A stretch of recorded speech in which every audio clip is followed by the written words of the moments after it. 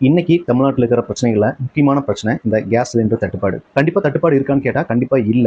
அப்படி இருக்கவும் வாய்ப்பு இல்லைங்கிறத நம்ம இந்த சென்ட்ரல் கவர்மெண்ட் விட்ட அறிக்கையில நம்ம தெரிஞ்சுக்கலாம். என்ன சொல்லியிருக்காங்க அப்படின்னா நெக்ஸ்ட் 10 to 15 டேஸ்க்கு தேவையான ஸ்டாக் வந்து ஆல்ரெடி நம்ம கிட்ட இருக்குன்னும். ஸோ மக்கள் யாரும் பீதி அடைய வேண்டாம்னு அதில் வந்து சொல்லியிருக்காங்க. ஸோ அந்த தேவையில்லாம இந்த லோக்கல் இருக்கிறவங்க வந்துட்டு அவதூறு பரப்பி மக்களை வந்துட்டு ஒரு அச்சத்திலேயே இருக்க வைக்கிறாங்கிறது தான் உண்மை. இதுக்கு பின்னாடி ஒரு அரசியல் இருக்கு, அது நமக்கு தேவையில்லை. ஓவரால் சிலிண்டர் யூசேஜ்ல 80 to 85% டொமஸ்டிக் பர்பஸ் உண்டான சிலிண்டரும் 15 to 20% பார்த்தீங்கன்னா கமர்ஷியல் பர்பஸ்க்கு உண்டான சிலிண்டரும் வந்துட்டு இருக்கு. அப்படியே தட்டுப்பாடு இருந்தா கூட அது கமர்ஷியல், அதாவது இந்த கடைகளுக்கு, இந்த ஸ்கூலுக்கு, இண்டஸ்ட்ரிக்கு யூஸ் பண்ற கேஸோட தட்டுப்பாடு தான் இருக்கும். அதுவும் வந்துட்டு ரொம்ப நாள் இருக்காது, குறுகிய நாட்களுக்கு தான் அதுவும் இருக்கும். அதுவும் சீக்கிரம் சரியாயிருங்கிற மாதிரி தான் சொல்லியிருக்காங்க. யூஸ்வலா நம்ம ஒரு வீட்டில் ஒரு 3 பேர் 4 பேர் இருக்கோம்னா ஒரு கேஸ் நம்ம புக் பண்ணி நம்ம அதை மாட்டிட்டோம் அப்படின்னா கண்டிப்பா 1.5 to 2 மாசம் வந்துட்டு எல்லாருக்குமே வரும். அது நம்ம எல்லாருக்குமே தெரியும்.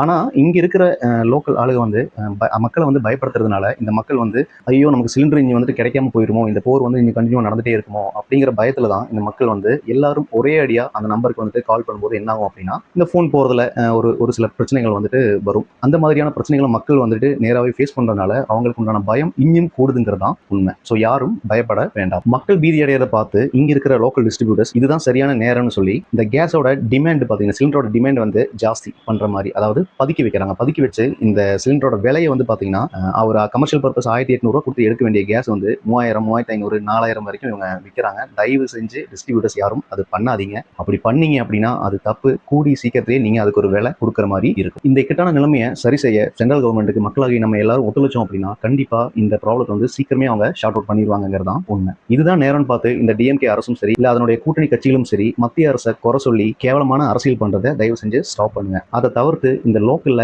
எவன் இந்த கேஸை வந்து அதிக விலைக்கு விற்கிறானோ அவனை பிடிங்க, அவனை பிடிச்சி தக்க நடவடிக்கை வந்து எடுங்க. அப்படி எடுத்தீங்க அப்படின்னா மக்களுக்கு உங்க மேல ஓரளவுக்கு நம்பிக்கை வருங்கிறதும் மறுக்க முடியாத உண்மை. இந்த நிலைமை யூஸ் பண்ணி ஒரு சாதாரண இளநீ விற்கிறவன், இந்த அரிசி விற்கிறவன், எண்ணெய் விற்கிறவன், இந்த மாதிரி டெய்லி நீட்ஸ் அன்னநாட யூஸ் பண்ற பொருளை வந்து நைஸா வந்து ரேட்டு ஜாஸ்தி பண்ணி விற்கிறாங்க. அப்படி அவங்க பண்றதுனால மக்கள் மேலும் வந்துட்டு மன உளைச்சலுக்கு ஆளாகிறாங்கிறதும் உண்மை. ஒன்றும் இல்லை, ஒரு விறகு அடுப்புக்கு விறகு வாங்கலான்னு போனோம். அப்போது அங்கே வேலை செய்கிறவங்க சொல்கிறாங்க, நான் சொல்லாமல் விறகு கேட்டு யாராச்சும் வந்தாங்க அப்படின்னா விறகு வந்து கொடுக்காத அப்படிங்கிற மாதிரி சொல்லியிருக்காங்க. இதுலேருந்து நம்ம என்ன புரிஞ்சுக்கலாம் அப்படின்னா இந்த கேஸ் சிலிண்டர் தட்டுப்பாடு வந்து மேலும் வந்து ஜாஸ்தியாகும், இது வந்து நாட்கள் வந்து நீண்டு போகுங்கிற மாதிரி அவங்க நினச்சி அப்படி வந்துச்சு அப்படின்னா கண்டிப்பாக விறகுக்கு வந்து டிமாண்ட் ஆகும். அப்போது இந்த 1000 ரூபாய்க்கு விற்கிற விறகு 5000, 10,000 சொன்னாலும் வாங்கறதுக்கு ஆளுங்க ரெடியாக இருப்பானுங்கிறது தான் அதோட உள்ளர்த்தம். ஸோ இது மாதிரி கிரிமினலாக யோசிக்காமல், இது கிரிமினலாக யோசிச்சாலும் இது நீடிக்காது, இந்த பிரச்சனை சீக்கிரமே சரியாயிரும். ஸோ மக்கள் யாரும் பயப்பட வேண்டாம். நம்மளோட பயம்தான் இந்த மாதிரி திருடங்களுக்கு ஒரு சாவிங்கிறதும் மறக்க வேண்டாம்.